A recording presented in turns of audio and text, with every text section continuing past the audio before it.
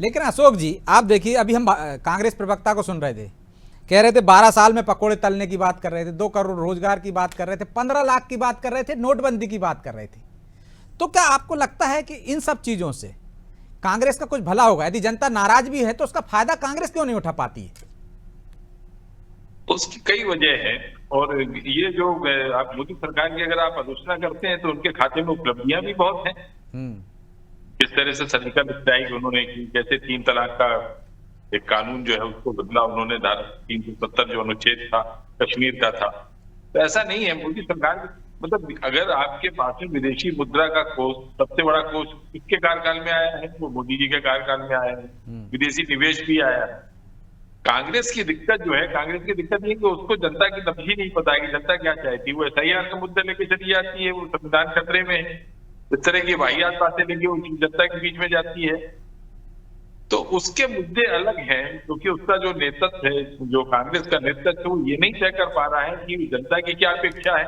तो उनकी राजनीतिक अपेक्षा दूसरी है, जनता की अपेक्षा दूसरी है। जब तक आप जनता को कोऑर्डिनेट नहीं करेंगे। और भारतीय जनता पार्टी की खूबी वो ये है कि वो जनमानस को पहचान के और उन्हीं मुद्दों के साथ में वो जनता के पास में जाती है, जनता के मुद्दे हैं। उसमें आप चाहे राम मंदिर का मुद्दा ले लें, हिंदुत्व का मुद्दा ले लें, या और भी बहुत सारे ऐसे मुद्दे हैं। और कांग्रेस जो नैरेटिव सेट करने की कोशिश करती हो सकता है उसको पहले ही पंचर कर देती है, करने की कोशिश शुरू कर देती है। होते ही है ये। और दूसरी बात क्या है कि जो बीजेपी जिस पिच को तैयार करती है उसको जाके कांग्रेस खेलती है।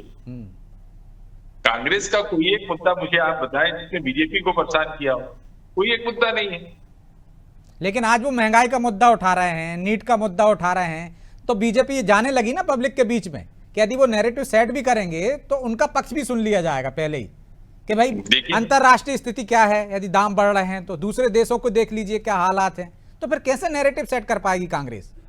ब्रजेश जी, महंगाई का मुद्दा इसमें नया नहीं है। राजी के टाइम पे भी महंगाई की चर्चा होती थी और राजी के टाइम पे भी महंगाई की चर्चा कब नहीं हुई? अब महंगाई कोई मुद्दा नहीं। 80 करोड़ आबादी को जो है मुफ्त राशन मिल रहा है, प्रधानमंत्री आवास का लाभ मिल रहा है, बहुत सारी खैराती योजनाएं चल रही हैं। तो महंगाई कोई मुद्दा नहीं। इसी तरह से करप्शन को ले लीजिए आप, भ्रष्टाचार भी कोई मुद्दा नहीं बचा है।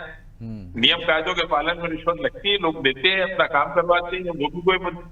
बेरोजगारी एक बड़ा तो भेंट में तब्दील हो गई है कि भेंट दे रहे हैं हम तो आप पुरस्कार। बेरोजगारी एक बड़ा मुद्दा है, गुड गवर्नेंस एक बड़ा मुद्दा है। नहीं तो ये जो आप कह रहे हैं ना महंगाई का मुद्दा, तो बेरोजगारी का तो हम भी देखते आ रहे हैं शुरू से ही कि ये भी हर सरकारों में मुद्दा रहा है। हर सरकार में मुद्दा रहा है। ये विपक्ष का मुद्दा होता है। जब सरकार कांग्रेस की सरकार थी तो बीजेपी के लिए ये मुद्दा था, बीजेपी की सरकार है तो कांग्रेस के लिए ये मुद्दा है। तो क्या शर्मा जी सिर्फ बीजेपी का विरोध करने में फंस गई है कांग्रेस? विजन नहीं है उसके पास या वो पेश नहीं कर पा रही? नहीं, ये बिल्कुल सही कहा जी, बिल्कुल सही कहा कि एक समय था कि कांग्रेस अपनी मौलिक बात करती थी। प्रश्न ये नहीं है कि वो सही करती थी कि गलत करती थी, वो उस पर बहस हो सकती है, लेकिन वो मौलिक बात करती थी। जैसे 4 उदाहरण मैं उनके नारों को दूं कि इंदिरा जी को लाओ, देश को बचाओ, या हम 100 दिन में महंगाई कम कर देंगे, या हम जात पर ना बात पर वोट लगेगी हाथ पर। ये जो इस तरह के वो नारे उछालते थे वो उसमें मौलिक होते थे। तो इस समय कांग्रेस अपनी मौलिक बात ना करके केवल और केवल भाजपा का की कीचड़ फेंकने का, और उनको कभी चौकीदार चोर है की बात कहेगी, कभी संविधान खतरे की बात कहेगी, कभी कुछ बात कहेगी, कभी उद्योगपतियों को उठाएगी। तो कहीं ना कहीं इस समय वो नकारात्मक मुद्दे और दूसरे को तेरी कमीज मेरी कमीज से तेरी कमीज मैली क्यों, वो एक मुहावरा, मतलब वो दूसरे की लाइन मिटा रही है अपनी लाइन बड़ी करने की जगह। अपनी लाइन बड़ी करने की बिल्कुल कुछ। और उसका एक कारण मैं आपको बताता हूं। पिछले कुछ वर्षों से आप अगर देखेंगे तो कांग्रेस की रणनीति में वामपंथ हावी है। वामपंथ का एक सिद्धांत है, मार्क्स को अगर आप पढ़ेंगे तो उसने कहा है कि अगर आपका सत्य कमजोर है तो आप तथ्य पर जोर दीजिए, और तथ्य कमजोर है तो तर्क पर जोर दीजिए, और तर्क भी अगर कमजोर है तो इतनी धुंध फैलाइए कि उसमें कुछ आपको साफ ना दिखे। तो स्वाभाविक रूप से कांग्रेस बिल्कुल अभी उसी लाइन पर चल रही है, धुंध फैलाने की लाइन पर कि संविधान खतरे में है, या चुनाव आयोग गड़बड़ कर रहा है, या सीबीआई गड़बड़ कर रही है। बीच में तो उन्होंने सर्वोच्च न्यायालय तक पे आरोप लगा दिए। तो स्वाभाविक रूप से वो धुंध फैलाने का जो एक काम कर रहे हैं, तो उस धुंध फैलाने के लिए मैं समझता हूं भाजपा वाले भी इस रणनीति को समझ रहे होंगे, इसीलिए वो जन जागृति के लिए उनके कार्यकर्ता अब निकल रहे हैं। और आप समय समय पर वो निकलते भी रहते हैं। तो स्वाभाविक रूप से इस समय चूंकि कांग्रेस और विपक्ष सबसे ज्यादा हमला मोदी जी पर कर रहे हैं, तो उनको मोदी जी की छवि बचाना बहुत आवश्यक है। मोटे तौर पर भारत को अगर आप देखेंगे, इसमें कोई शक नहीं कि भारत के लोग नीति और सिद्धांत पे जीते हैं, लेकिन कहीं ना कहीं के हीरो वर्शिप राजनीति भी भारत में रही है, इसलिए हमारे यहाँ अवतारवाद का सिद्धांत बहुत बड़ा है। तो भाजपा ने रणनीति बदली। आप अगर जनसंघ से लेकर के देखेंगे 80, 85 या हद से 90 तक, तो भाजपा सिद्धांत की बात करती थी, लेकिन उन्होंने फिर 90 के बाद से चेहरे सामने रखे। अटल जी का चेहरा सामने रखा, आडवाणी जी का चेहरा सामने रखा। वो ठीक है, आडवाणी जी के चेहरे पर उनको नुकसान हुआ, फिर उन्होंने मोदी जी का चेहरा सामने रखा।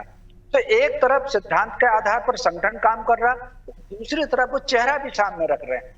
तो वो जो चेहरा उन्होंने मोदी जी का सामने रखा है, उस पर बहुत ज्यादा उनकी कमीज गंदी ना हो, इसलिए ये जो सारा अभियान 12 साल का, उन्होंने 10 साल का अभियान भी चलाया था, तो मोटे तौर पर वो अभियान लेकर के निकले हैं।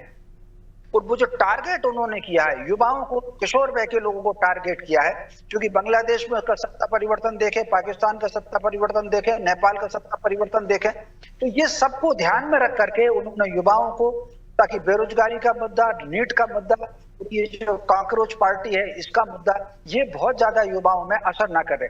क्योंकि आम आदमी पार्टी का जो सबसे ज्यादा असर हुआ था वो युवाओं में ही असर हुआ था। स्वाभाविक रूप से उस सावधानी के लिए भाजपा एक कदम आगे उठा रही है।